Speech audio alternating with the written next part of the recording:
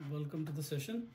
चलिए जी, हम अपना सेशन शुरू करते हैं मंगलाचरण प्रेयर्स के साथ। मंगलाचरण प्रेयर्स क्या होती हैं? मंगलाचरण प्रेयर्स हैं हमारे जो आचार्य हैं उनको हम प्रार्थना कर रहे हैं कि ये जो ज्ञान उन्होंने हमें दिया है, एक परंपरा में उन्होंने हमें जो ज्ञान दिया है उसके लिए हम उनका आभार प्रकट करते हैं और उनको बोलते हैं कि हम पे कृपा करें और हमें ये ज्ञान से उजागर करें। ओम ज्ञानतिमिरान्धस्य ज्ञानञ्जनशलाकया चक्षुरुन्मीलितं येन तस्मै श्रीगुरुवे नमः। श्रीचैतन्यमनुभीष्टं स्थापितं येन भूतले स्वयं रूपकदा मह्यं ददाति स्वपदान्तिकं। वन्देऽहं श्रीगुरोः श्रीयुतपदकमलं श्रीगुरुन् वैष्णवंश्च श्रीरूपं साग्रजातं सहगणरघुनाथान्वितं तं सजीवं साद्वैतं सावधूतं परिजनसहितं कृष्णचैतन्यदेवं श्रीराधाकृष्णपदान् सहगणललिता श्रीविशाखान्वितांश्च। हे कृष्ण करुणा सिंधु दीनबंधु जगतपते गोपेश गोपिका कांता राधा कांता नमोस्तुते। तप्त कांचन गौरांगी राधे वृंदावनेश्वरी विश्वभानुसुत देवी प्रणमामि हरिप्रिये। वाञ्छाकल्पतरुभ्यश्च कृपा सिन्धुभ्यैव च पतितानां पावनेभ्यो वैष्णवेभ्यो नमो नमः। नमो विष्णुपदाय कृष्णपिष्ठाय भूतले श्रीमान् कतुदास अधिकारी इति नामिने। नमो विष्णुपदाय कृष्णपिष्ठाय भूतले श्रीमद्भक्तिवेदान्त स्वामी इति नामिने। नमस्ते सरस्वती देव गौरवाणी प्रचारिणे निर्विशेषा शून्यवादी पाश्चात्य देशतारिणे। जय श्री कृष्ण चैतन्य प्रभु नित्यानंदा श्री अद्वैत गदाधर शिवासादि गौर भक्त वृंदा। हरे कृष्ण कृष्ण कृष्ण हरे हरे, हरे राम राम राम हरे हरे। हाँ जी, तो आज हमें स्टार्ट करना है 328 से, थर्ड चैप्टर 28 श्लोक, और थर्ड चैप्टर है कर्मयोग के ऊपर।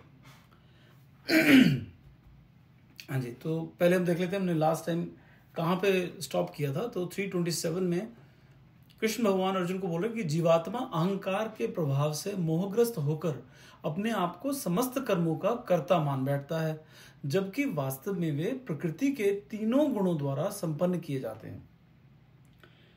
तो हमने पिछली बार इस पर डिस्कस किया था कि ये जब बोलते हैं कि भगवान कह रहे हैं कि जो हम लोग करते हैं हमें लगता है हमने किया, लेकिन वो एक्चुअली कह रहे हैं कि ये तो तीन गुण जो होते हैं ना वो करवाते हैं। ठीक है ना, एक ही काम है, तीन लोग खड़े होते हैं, एक बंदा कर पाता है दूसरा नहीं कर पाता। अच्छा, अगर वो काम है बहुत ही जोश वाला, तो जो इंसान ज्यादा जैसे हम तीन गुण होते हैं ना, सत्व गुण, रजोगुण और तमोगुण, जो ज्यादा रजोगुण में बैठा है उस वक्त इंसान, वो आराम से कर पा रहा है। तो एक्चुअली में काम क्या कौन कर रहा है? वो इंसान काम कर रहा है। उसका जो जिस गुण के अंडर वो काम कर रहा है वो गुण उससे ये काम करवा रहे हैं। ठीक है, पीछे हुआ था हमारे यहाँ पे क्या होता है यूएस में जो पुलिस वाले हैं ना, उनको गन दे रखी होती है और एक इलेक्ट्रिक गन दे रखी होती है। ठीक है, इलेक्ट्रिक गन में क्या होता है कि अगर कोई जो है वो अटैक करने लग रहा है, बहुत नशे में होते हैं, वो पुलिस को अटैक करना शुरू कर देते हैं, तो कहते हैं उनको गोली मारने की बजाय वो इलेक्ट्रिक गन मारो। इलेक्ट्रिक गन से उनको बहुत तेज करंट लगता है, थोड़ी देर के लिए वो एकदम गिर जाते हैं वहीं पे। यूट्यूब पे आप देखेंगे आपको बहुत सारे वीडियो मिलेंगे ऐसे। लेकिन ऐसे लोग भी देखे कि उनको उन्होंने गन मारी, उनको कोई असर नहीं हुआ, ऐसे बहुत इक्का दुक्का। ठीक है, वो ऐसे कि वो ऐसे तमोगुण में बैठे हुए थे ऐसे। अब वो जो बाकी और उनमें क्या फर्क है कि उनमें जो वो तमोगुण या रजोगुण है वो इतना ज्यादा था कि वो सब कुछ सब छोड़ छाड़ के वो बिल्कुल पूरे पैशन से, पूरे जोश से उसको मारना चाह रहे थे या लड़ना चाह रहे थे। तो कहने का मतलब ये है, उसकी साइंस में नहीं जाते हैं उसमें, कहने का मतलब ये है कि ये हम जो काम करते हैं हमें लगता है हम कर रहे हैं, हम कुछ नहीं कर रहे। एक तो हम हैं कौन? हम है आत्मा। ये आत्मा तो कुछ खास कर नहीं सकती। ठीक है, ये तो शरीर कर रहा है, और शरीर जो है वो किसके अंडर कर रहा है? आत्मा की ज्ञान के अंडर कर रहा है। लेकिन ज्यादातर हम जो होते हैं उन गुणों के अंडर होते हैं, या तो हम सत्व गुण में होते हैं, या रजोगुण में होते हैं, या तमोगुण में होते हैं। एक ही जगह पे एक इंसान बैठा है, एक जो है मंदिर में बैठे हैं, एक जो है बड़े ध्यान लगा रहा है, एक जो है वो फोन देख रहा है, और एक जो है वो सबकी कमियां निकाल रहा है। उनको यार देख क्या कर रहा है ये, यहाँ पे मंदिर में आके ये काम करते हैं, ये इन्होंने इतने पैसे चढ़ा रखे हैं, इतने पैसे क्या करने हैं, मंदिर फालतू बना। तो ये तीन लोग एक ही जगह पे, तीन लोग बैठे हैं, सब तीनों अलग अलग बातें सोच रहे हैं। ये कौन करवा रहा है? ये उनको जो जिस इसमें मोड ऑफ बोलते हैं, इसको क्या बोलते हैं, जो तीन गुण हैं हमारे, ठीक है, मोड ऑफ नेचर जो बोलते हैं उसको अंग्रेजी में, वो जो 3 गुण हैं वो करवा रहे हैं उससे ये काम, कि जो तो है सत्व गुण में, और वो गुण कहाँ से आते हैं, वो हमारे आचार से आते हैं, आचार से आते हैं, ठीक है। वो हमारे आचार से आते हैं, ठीक है।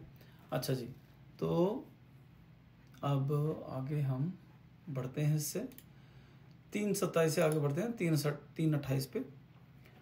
तत्वत्तो महाबाहो गुण कर्म विभागयो हो गुणा गुणेषु वर्तन्त इति मत्वा न सज्जते। हे महाबाहो, भक्ति भाव में कर्म तथा सकाम कर्म के भेद की भली भांति जानते हुए जो परम सत्य को जानने वाला है, वह कभी भी अपने आप को इंद्रियों में तथा इंद्रिय तृप्ति में नहीं लगाता।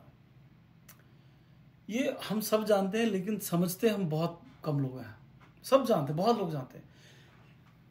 पहले तो चलो बात करते हैं भक्ति भाव कर्म तथा सकाम कर्म। हम इसके बारे में बात कर चुके हैं, हम दोबारा से इसको थोड़ा सा समझने के लिए दोबारा से इस पे बात करते हैं, क्योंकि इसमें आप देखेंगे कि पूरी भगवत गीता में भगवान एक ही बात को अलग अलग तरीके से बता रहे हैं, समझा रहे हैं। जैसे स्कूल में होता है ना कि एक ही सवाल जो है, वो अच्छा टीचर क्या करता है, वो बार बार एक ही चीज को बार बार समझाता है अलग अलग तरीके से। तो भगवान भी वही कर रहे हैं ताकि अच्छे से समझ जाए हम लोग। भक्ति भाव में कर्म तथा सकाम कर्म, 2 तरह के कर्म होते हैं ब्रॉडली अगर हम देखा जाए। 2 तरह के कर्म, एक तो है भक्ति भाव में कर्म। उसमें क्या होता है, जो भी आप काम कर रहे हो वो भक्ति में काम कर रहे हो। आप जॉब कर रहे हो, नौकरी कर रहे हो, वो भक्ति में कर रहे हो। आप खाना पका रहे हो, भक्ति में पका रहे हो। आप गाड़ी चला रहे हो, भक्ति में चला रहे हो। वो कैसे, उसका क्या मतलब हुआ, जब हम खाना बना रहे हैं भक्ति में, तो हम खाना जो है वो अपने बेटे के लिए या अपने पति के लिए या अपने जो भी बाकी घर के पर उनके लिए नहीं बना रहे, वो बना रहे हैं घर में बैठे श्याम सुंदर के लिए, राधा कृष्ण के लिए खाना बन रहा है। दिमाग में ये कि ये को भगवान खाएंगे, कितना अच्छा लगेगा। और भगवान, हम साथ में मंत्र जाप कर रहे हैं। मंत्र जाप क्या, ऐसे कीर्तन कर रहे हैं, कुछ भी गा रहे हैं, कोई भजन गा रहे हैं, तो भगवान की तरफ ध्यान है और कहीं ध्यान नहीं है, ध्यान भगवान की। वो ध्यान जब भगवान की तरफ करके हमने जो भी काम किया, वो भक्ति भाव में कर्म हो गया। वो चाहे नौकरी की, चाहे हम गाड़ी चला रहे हैं, चाहे हम ये कर रहे हैं, खाना पका रहे हैं, या कुछ भी कर रहे हैं, जब भगवान के ध्यान रख के हमने किया, तो भक्ति भाव में कर्म हो गया वो। अब दूसरा होता है सकाम कर्म।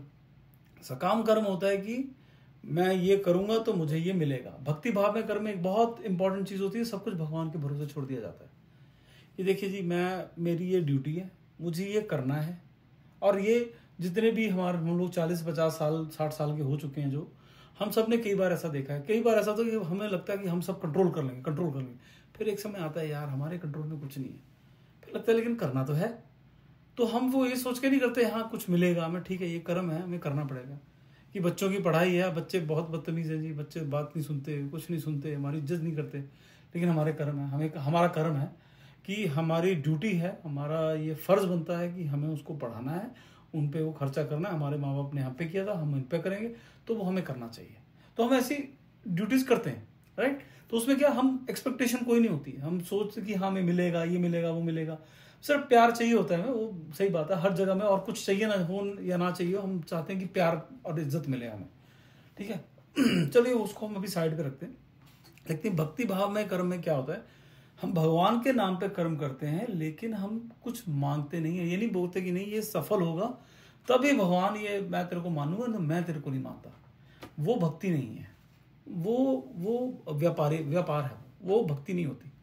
जिसमें कहते हैं मैं तेरे को 51 रुपये चढ़ाऊंगा, अगर तू मेरे को ये कर देगा, मैं तेरे को 51 रुपये चढ़ाऊंगा, ठीक है। उसको व्यापार बोलते हैं। आचार्य ये बोलते हैं कि ये व्यापार होता है। लेकिन हमने ये भी देखा है कि भगवान जो है अलग अलग तरीके से भगवान भक्तों के घर में आते हैं। कई होते हैं, जैसे ध्रुव महाराज है। ध्रुव महाराज ने शुरू कैसे किया था, ध्रुव महाराज कहते हैं अरे मेरे को इसने आसन नहीं दिया, मेरे पिता ने मेरे को आसन नहीं दिया, मेरा जो हक बनता था। मैं बाहर जाऊंगा, मैं विष्णु से अपना ऐसा इतना ऊंचा आसन मांगूंगा जितना ऊंचा आसन किसी के पास ना हो, ब्रह्मा जी से भी ऊंचा आसन मांगूंगा मैं, ठीक है। तो वो एक तरह से मांगने ही गए थे, लेकिन जैसे उनके सामने भगवान आए, उनका सब जो उनकी जो इच्छाएं थी वो खत्म हो गई, मर गई वहां पे। तो भगवान बोला क्या, कहते मुझको कुछ नहीं चाहिए, कुछ नहीं चाहिए मुझे, कहते। और ऐसी बहुत सारी कथाएं कि जो भक्त थे वो उन्होंने भक्ति की ये करने की, मुझे ये चाहिए, मुझे ये चाहिए, लेकिन जैसे भगवान सामने आए वो सब खत्म, कहते मुझे तो कुछ नहीं चाहिए, ठीक है। तो ये भगवान की महिमा है। तो एनीवेज कहने का मतलब ये कि सकाम कर्म जो है जब हम कोई कर्म करते हैं ये सोच के कि इसका हमें बेनिफिट मिलेगा, इसका प्रॉफिट मिलेगा, जैसे व्यापार होता है वो प्रॉफिट मिलता है, तो वो है सकाम कर्म, वो सकाम कर्म की कैटेगरी में आता है। और जो भक्ति भाव में कर्म है, जब हम जो भी काम करते हैं वो कहते हैं कि उसमें भगवान का ध्यान लगा के करते हैं और सब कुछ भगवान पे छोड़ देते हैं, उसका रिजल्ट जो है भगवान पे छोड़ देते हैं। अच्छा आया तो भी तेरा, बुरा आया तो भी तेरा, ठीक है, वो भाई जो करना तूने करना है, दोनों जगह पे मेरे को वो है भक्ति भाव में कर्म।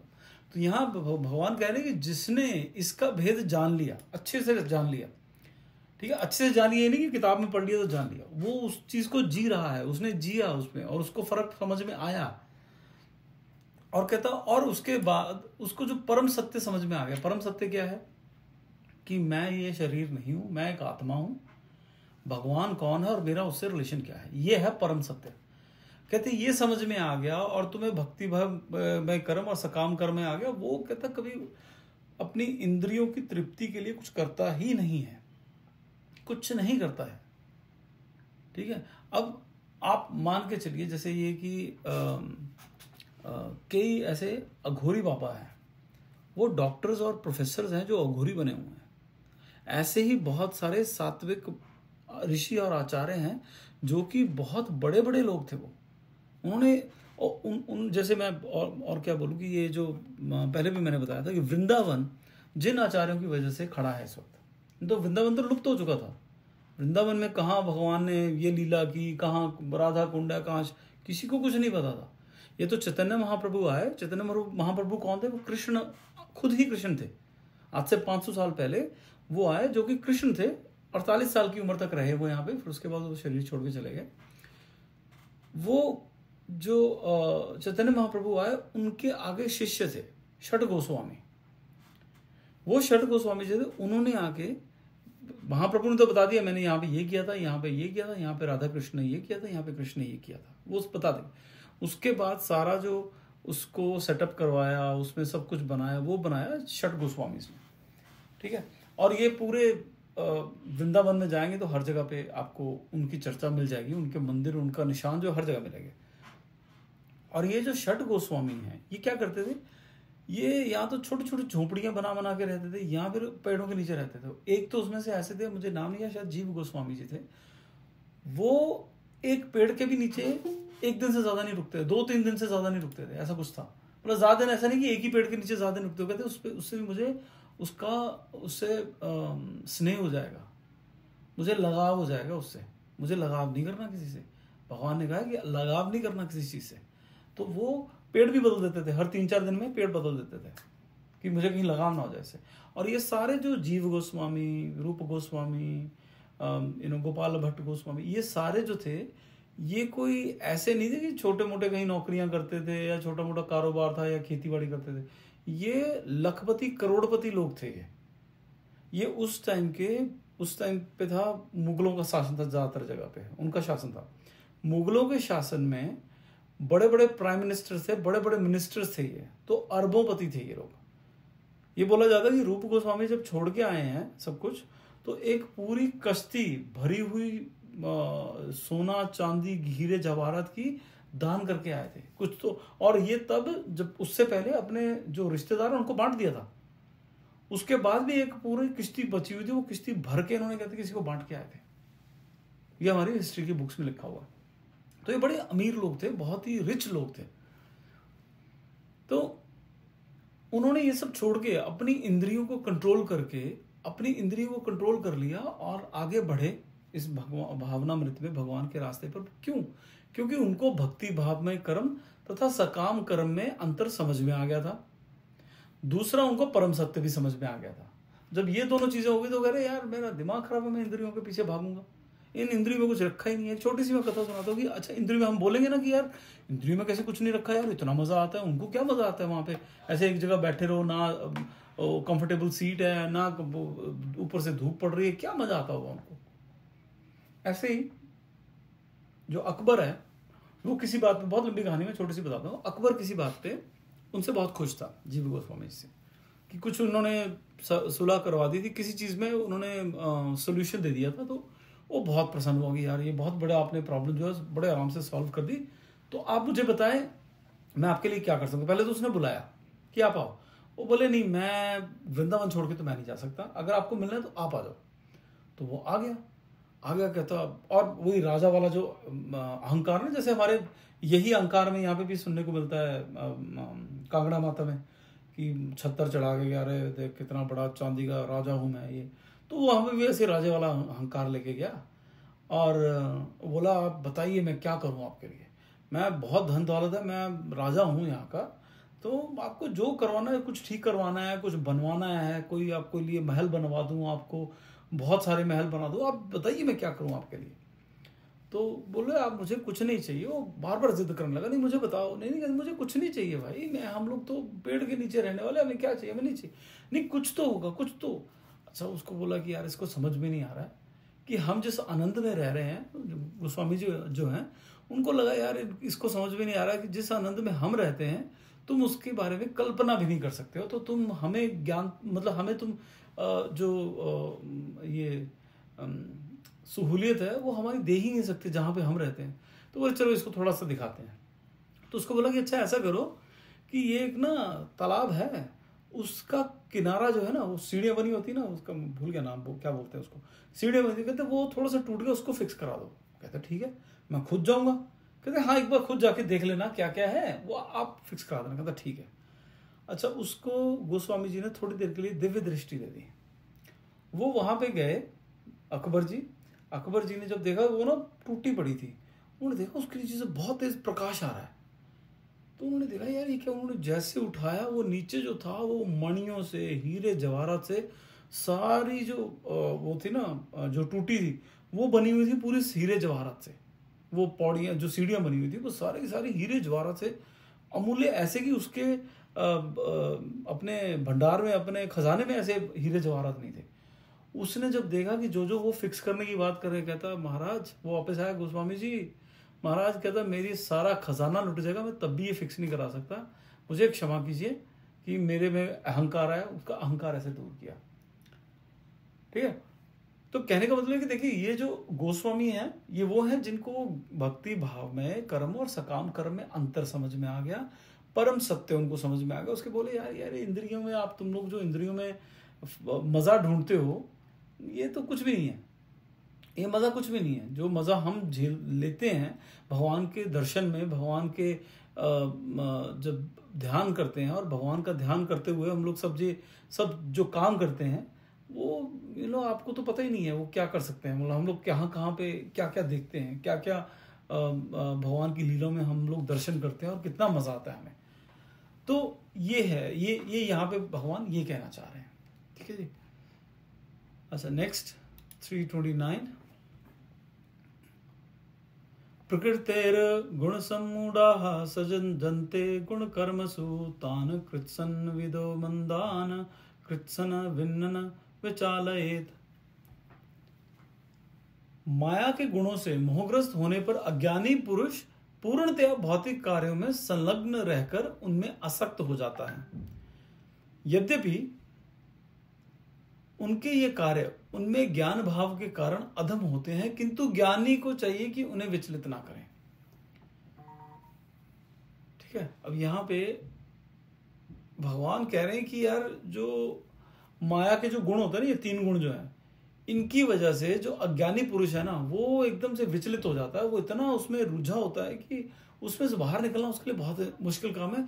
तो कहते हैं उसमें ज्यादा विचलित नहीं करना चाहिए किसी को, उनको।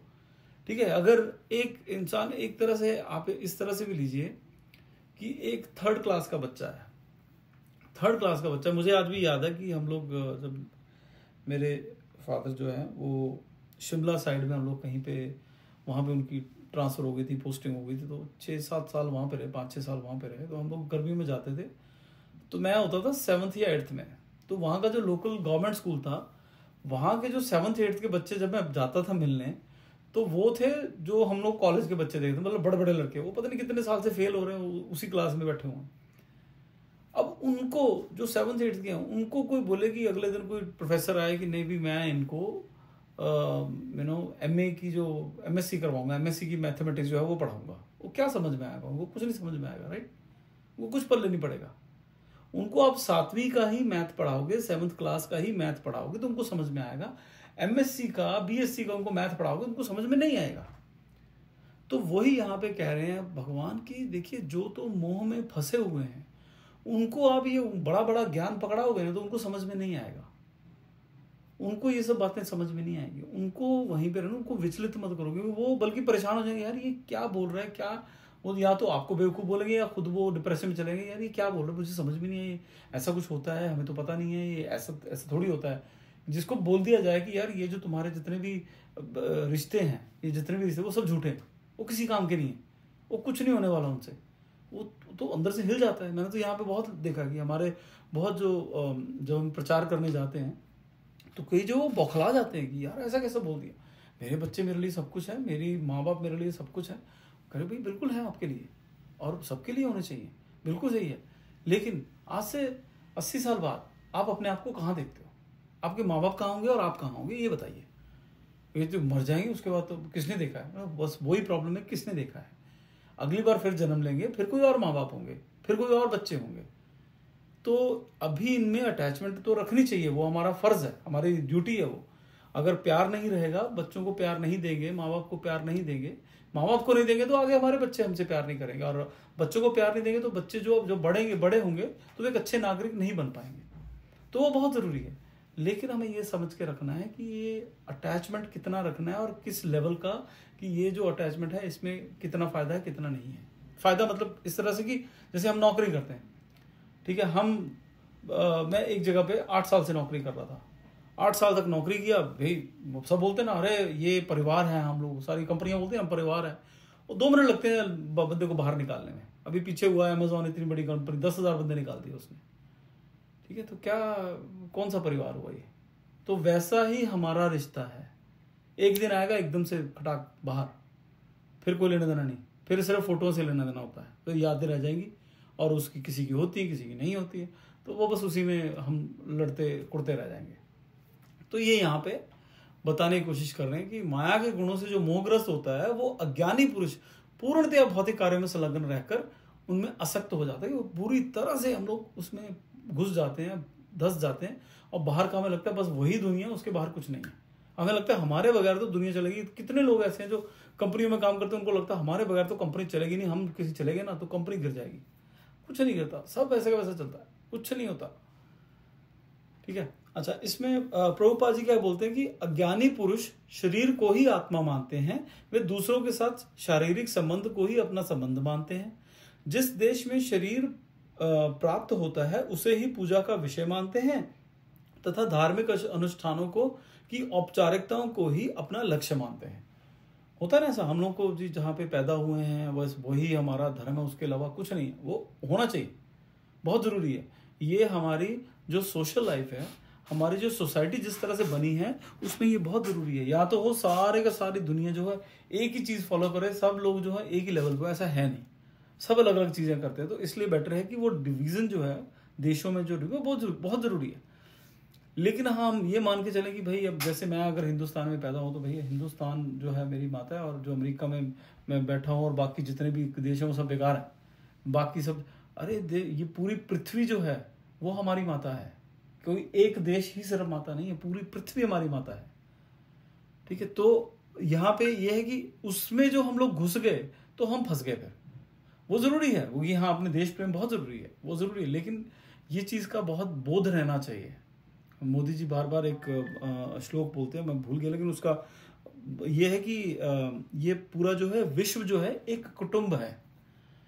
वो सब हम लोग जो हमारा सनातन धर्म है वो लेके चलता है कि ये पूरा जो विश्व है वो एक कुटुंब है, कि ठीक है ये देश ज़रूरी है हमारा अपनी प्रोग्रेस के लिए, हमारी क्योंकि इस देश के बाहर सबको इकट्ठा किया तो वो सब गड़बड़ हो सकता है, वो ज़रूरी है। लेकिन देखा जाए तो पूरा विश्व जो है, ये पूरी जो पृथ्वी है वो एक कुटुंब है, एक कुटुंब है, वो अलग अलग घर नहीं है, एक घर है वो, उसमें सब जीव जंतु हम लोग साथ में रह रहे हैं।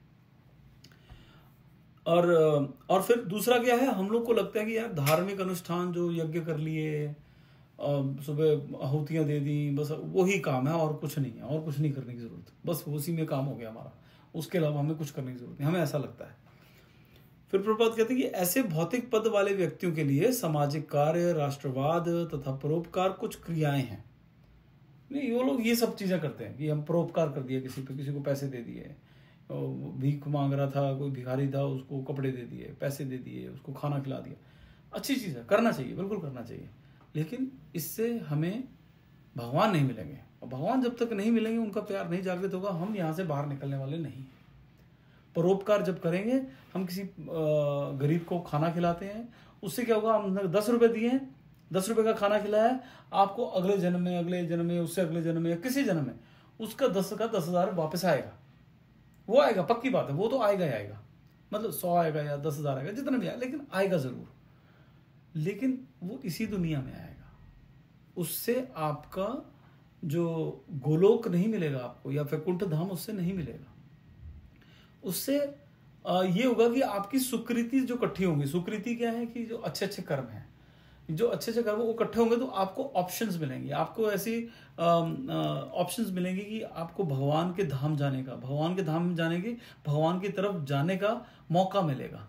कि कोई आ जाएगा, अरे यहाँ पे आज भागवत है, आज जी आपको भागवत पे आपको इनवाइट कर लिया किसी ने, कोई आपके कलीग जो है, आपके साथ जो काम करता है, वो कोई बहुत बड़ा भक्त आ गया, वो कोई छोटा मोटा चलो, लेकिन भक्त आ गया जो कि बार बार भगवान की बातें करता। तो इस तरह से आपको इंडिकेशन आना शुरू हो गए, लोग आएंगे आपको कोई भगवान की किताबें पकड़ा के चले जाएंगे कि नहीं आप पढ़ो, आप इनको पढ़ो, बहुत अच्छा होता है। टीवी पे लगाएंगे तो आपको ऐसी चीज़ को बहुत अच्छी लग जाए। तो इस तरह से भगवान क्या कर रहे हैं, वो आपने को अच्छे अच्छे कर्म किए हैं, जिसकी वजह से भगवान आपको रीच कर रहे हैं, आपकी तरफ बढ़ रहे हैं। आपने हल्का सा कोई अच्छा कर्म किया, भगवान बढ़ रहे हैं कि यार ये बंदा शायद ना मेरी बात समझ जाएगा, ये मेरे को समझ जाएगा, क्योंकि अच्छे अच्छे कर्म करते हैं मेरे को। लेकिन उसमें भी हम कहते नहीं है भगवान कुछ नहीं है, हम तुम सब गरीब को खाना खिलाओ, छोड़ दो इसको। तो भगवान बार बार कोशिश करते रहते, फिर कहते ठीक है भाई, नहीं तुम नहीं करना वो, फिर क्योंकि वो है हमारी फ्री विल, हमारा जो इंडिपेंडेंस भगवान ने हमें दे रखी है, वो एक छोटी सी इंडिपेंडेंस हमें दे रखी है। भगवान उसमें दखल अंदाजी नहीं करते, वो कहते ठीक है तुम जो करना है तुम करो। वो अंदर बैठे हैं परमात्मा बन के, वो हमें हर जगह पे एक जो हमको थे ना, अंतरात्मा बोल रही थी, मेरी मना कर रही थी, लेकिन मैंने नहीं माना, मैंने कर दिया और बाद में गलती हो गई। वो अंतरात्मा कौन है, वो भगवान थे, वो परमात्मा थे। तो वो बार बार हमें इंडिकेशन देते हैं कि अरे यहाँ पे जा, ये मंदिर जाके आ, आज कभी मन करता है यार मंदिर जाने का मन कर रहा है। वो कहाँ से आता है, वो कौन बोलता है, ये किसी ने नहीं बोला, ना किसी घर में किसी बीवी ने बोला, ना टीवी पे सुना, एकदम से सुबह उठे तो यार ऐसे मन कर रहा है यार वो मंदिर जाके आए। होता है ना, कई बार होता है, ऐसा नहीं कि किसी ने कोई बात सुनाई है कुछ, बस ऐसे एक दिमाग में कोई कहानी आ गई, कुछ आ गया, कहीं से कुछ आ गया, वो कहाँ से अपने आप से आ जाता है। ये हमारी सुकृति इकट्ठी होती है, तो हमें भगवान इंडिकेशन देते हैं, ठीक है। और जिस तरह का भगवान अपने आप वो रास्ता लेके चलते हैं, क्योंकि जितने भी रास्ते ना, आप जहाँ पे भी जाइए, दुर्गा माँ के पास जाइए, आप शिव जी के पास जाइए, आप गणेश जी के पास जाइए, आप बाबा बालकनाथ जी, वहां से जाएंगे, जब आप वहां पे निस्वार्थ पूजा करेंगे, वो ले देके आपको कृष्ण या विष्णु के पास ही लेके आएंगे। ये सब जो है आपको कृष्ण या विष्णु के पास ही लेके जाएंगे। अच्छा, हमारे जो शास्त्र हैं, शास्त्रों में 4 जो संप्रदाय है ना, उनको भगवान ने बोला है कि ये 4 संप्रदाय के अंडर ही आप शिक्षा दीक्षा लेना। वो 4 संप्रदाय के हो, कौमार संप्रदाय, श्री संप्रदाय, रुद्र संप्रदाय और ब्रह्म संप्रदाय। ब्रह्म संप्रदाय शुरू किसने किया, ब्रह्मा जी ने, उसमें होती है राधा कृष्ण की पूजा। रुद्र संप्रदाय किसने शुरू किया, शिव भगवान ने, उसमें होती है लक्ष्मी नारायण की पूजा। श्री संप्रदाय किसने शुरू किया, लक्ष्मी माई ने, उसमें लक्ष्मी नारायण की पूजा इसमें होती है। रुद्र संप्रदाय में विष्णु और माँ लक्ष्मी की, इस तरह से लक्ष्मी नारायण लेकिन विष्णु लक्ष्मी ऐसे पूजा होती है। और फिर आ गया कुमार जो थे, 4 कुमार जो हमेशा 5 साल के बच्चे के रूप में रहते हैं, और ये हैं ब्रह्मा जी के पुत्र। इन्होंने संप्रदाय शुरू किया, वो भी विष्णु और लक्ष्मी जी की पूजा करते हैं। तो ये 4 संप्रदाय बोले गए। ये चारों देखो अलग अलग, जो शिव जी जो हम लोग वैशैव में सबसे ऊंचे, उन्होंने ये संप्रदाय शुरू किया, उसमें ये राधा कृष्ण या सीताराम या विष्णु और लक्ष्मी, इनकी पूजा होती है, ठीक है। अच्छा, एनीवेज, तो मैं बाकी खत्म कर लेते हैं। जो प्रभुपाद जी ने क्या लिखा है, कहते हैं कि ऐसे पदवी के प्रभाव से में वे सदैव भौतिक क्षेत्र में व्यस्त रहते हैं, उनके लिए आध्यात्मिक अनुभूति का एक मिथक है, अतः वे उसमें रुचि नहीं लेते।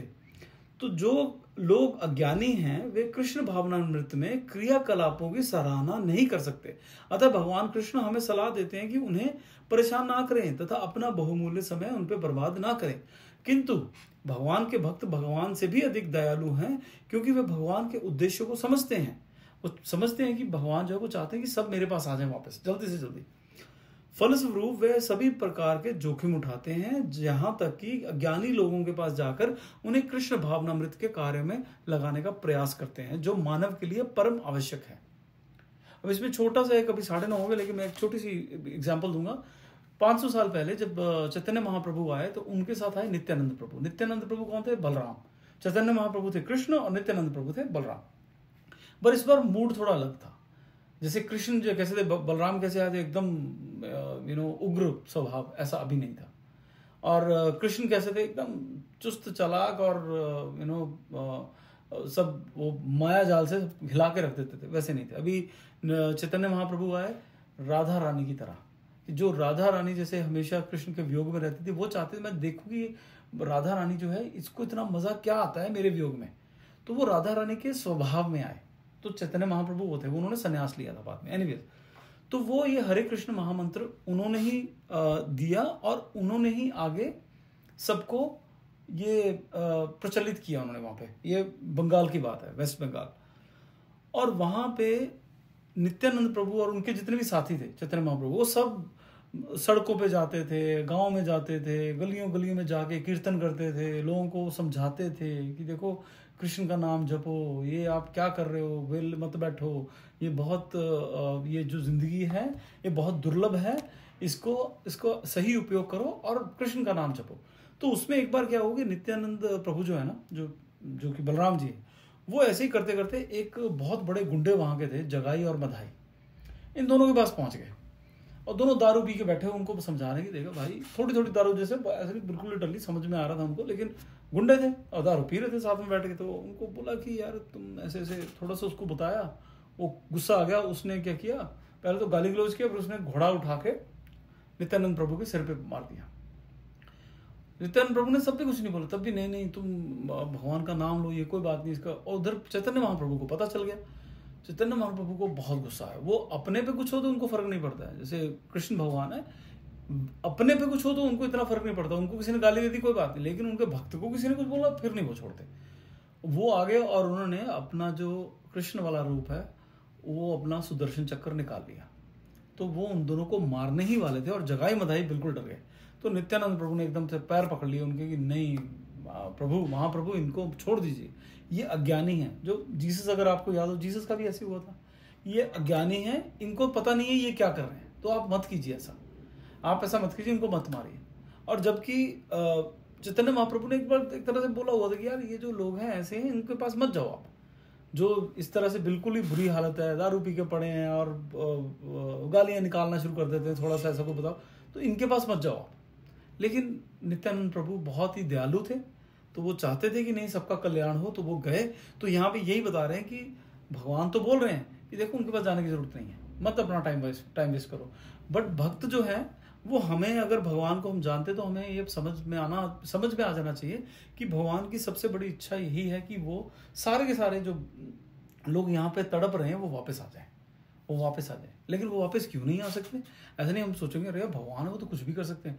भगवान ने यहाँ पे हमें इंडिपेंडेंस दे रखी है कि आपको जो आपको करना है आप वो करो, ये इंडिपेंडेंस हमें दे रखी है। लेकिन वो ऐसी ऐसी सिचुएशंस क्रिएट करते हैं कि आप वापस आओ, लेकिन हम उसमें से भी निकल के इधर उधर से निकल के हम करते हैं हमें नहीं करना, हम जा रहे हैं, हमें नहीं करना। तो भगवान भी छोड़ देते हैं, ठीक है तुम्हारी इच्छा है, ठीक है। चलिए जी, अभी हम यहाँ पे खत्म करते हैं। अगला हम 3:30 से अगले हफ्ते से शुरू करेंगे। तब तक आप हरे कृष्णा महामंत्र का जाप करते रहिए। किसी को कोई प्रश्न हो तो मुझे आप मैसेज कर सकते हैं, कॉल कर सकते हैं। धन्यवाद। हरे कृष्णा। श्रील प्रभुपाद की जय। गुरु महाराज की जय। हरि हरि बोल।